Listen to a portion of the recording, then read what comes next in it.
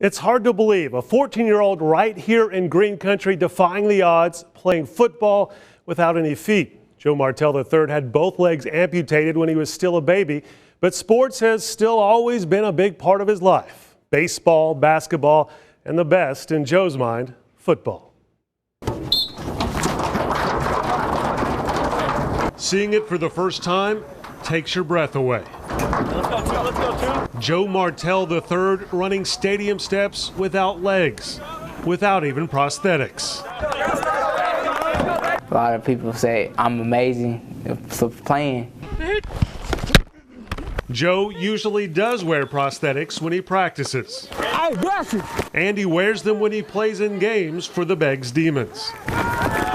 Can you explain now, if you have the emotion of the game going on, why you love football so much? I love to play it. I love everything about it. Joe was born without shin bones, a condition called tibia hemimelia. If they wouldn't amputated him, I wouldn't have been able to walk. Joe's parents decided to have both of his legs amputated when he was only 1.5 years old. Go, go, go, go! A future on the football field seemed out of the question, but not to Joe. If people think I can't do it, I just show them that I can. And he shows them on a daily basis, in games and on the practice field. When we're coaching one kid hard, I promise you we're coaching Joe just as hard. And I couldn't be prouder of him. We knew that he could do it. Joe's parents, Joe Jr. and Kim, watched their son play with that same attitude and that same pride. Seeing your son out there, what goes through your mind? I'm thankful that God has blessed him to be able to walk and run and do activities and events as the other children. Let's go, Joe! Joe hasn't always used prosthetics on the football field. When he first started playing in kindergarten, he ran on his hands and on his legs, which were amputated just below the knee. Now he would use koozies like this, a drink koozie, to slip on the end of his legs for padding. Go, go, go. That was the first and only touchdown Joe has ever scored. He was in first grade. Joe started wearing prosthetics for football in about the 4th grade.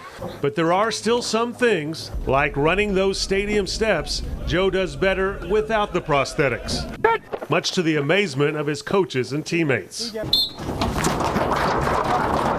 When I saw Joe get on those bleachers the first time and take his legs off and run up, teary-eyed, teary-eyed. That man's giving everything he's got. That's all I can do. And that kid never has an excuse, and he works his butt off. It's just amazing, you know. He's an amazing kid, and I wouldn't change anything if I had to. I know you wanted to be treated the same as everybody else, but do you think you're an example? Yes, I am a big example for some people.